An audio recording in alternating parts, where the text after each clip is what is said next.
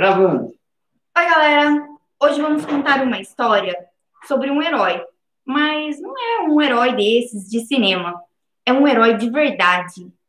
Bom, a nossa história começa aqui em Jaú mesmo, em 1900, mais precisamente no dia 4 de abril, quando nasce um menino, João Ribeiro de Barros, filho da dona Margarida e do seu Sebastião.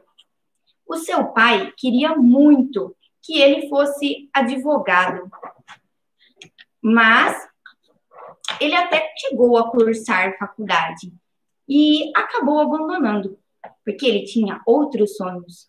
João era moderno, inteligente e tinha um temperamento heróico. Então, aos 15 anos, ele viu o seu primeiro avião pousar nas terras do seu pai.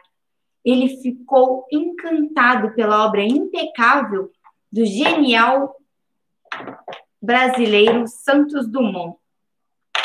E em 1919, ele foi para os Estados Unidos. Ele estudou engenharia mecânica. Ele também fez um curso de pilotagem, aprendeu técnicas de acrobacia na Alemanha e fez diversas viagens de aprimoramento pelo mundo. Dizem que ele passava em volta da Torre da Matriz e o seu pai dizia: ou esse menino arrebenta a cabeça ou ele vira alguém na vida. Felizmente, ele virou. E em 1926, ele teve uma brilhante ideia, uma façanha inconcebível para a época. Ele ia participar de um raid que iria atravessar o Atlântico com os recursos de uma única e rudimentar aeronave. O avião utilizado para a façanha tinha que ser autossuficiente e não depender de navios de apoio. Então, João Ribeiro de Barros pediu ajuda para o governo brasileiro. O governo negou, dizendo que a ideia era absurda e que se a Europa não tinha feito isso, como nós, brasileiros, iríamos conseguir? Mesmo assim, João Ribeiro de Barros não deixou se abater. Ele voltou para Jaú, vendeu toda a sua herança e comprou um hidroavião, o Alcione.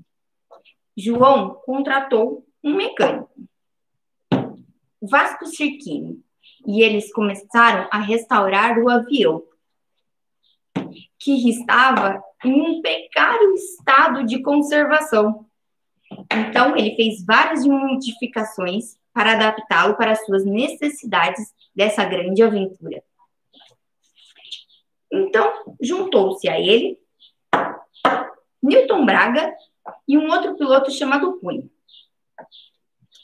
Lá estavam todos eles e o futuro hidroavião, que foi batizado de Jaú, porque João tinha muito orgulho da cidade aonde ele nasceu. E foi em 18 de outubro de 1926 que Jaú e a sua tripulação saiu de Gênova. Mas mal sabiam eles que o hidroavião havia sido sabotado. Provavelmente durante a noite colocaram sabão caseiro, terra e água nos reservatórios do combustível. Então, logo, João fez um pouso forçado em Alicante, onde ele foi preso. Os espanhóis diziam que desconheciam o propósito do pouso. E então, a embaixada brasileira interveio e eles foram soltos. E o hidroavião passou por reparos para eles conseguirem prosseguir para o Brasil. Mas 2 horas depois que estavam no ar, fizeram outro pouso de emergência em Gibraltar para substituir o combustível que estava impregnado de sabão. E mesmo com dificuldades nos motores, eles chegaram em Cabo Verde, em plena imensidão oceânica. Lá, ele foi traído por um dos seus companheiros. E ele se viu obrigado a desmontar os motores do aparelho.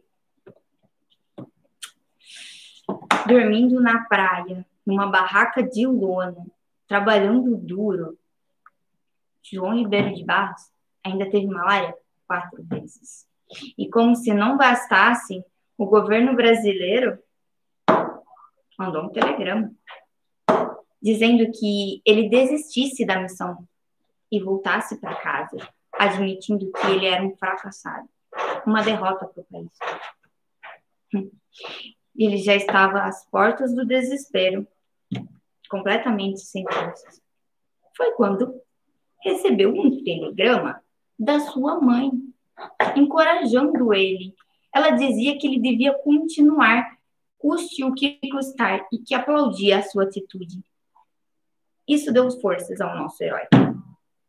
Ele escreveu outro telegrama e disse para sua mãe que a viagem seria feita e que se ele morresse no oceano seria a mais digna sepultura.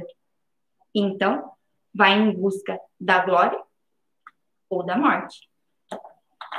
E na manhã de 28 de abril de 1927, vai o Jaú rasgar os céus novamente a uma velocidade de 190 km por hora, enfrentando tempestades e fortes ventos. O Jaú voa durante 12 horas consecutivas e chegou próximo de Fernando de Noronha com uma das hélices partidas. Mesmo assim, o glorioso Jaú fez um lindo pouso com seu corajoso comandante. Foi um pouso triunfal em águas brasileiras. E João se tornou um motivo de orgulho nacional e um grande motivo para nós jauenses. Essa contação de história foi realizada com o recurso da Lei Aldir Blanc. Também foi realizada pela Secretaria da Cultura da nossa cidade. Deixe seu like, faça seus comentários.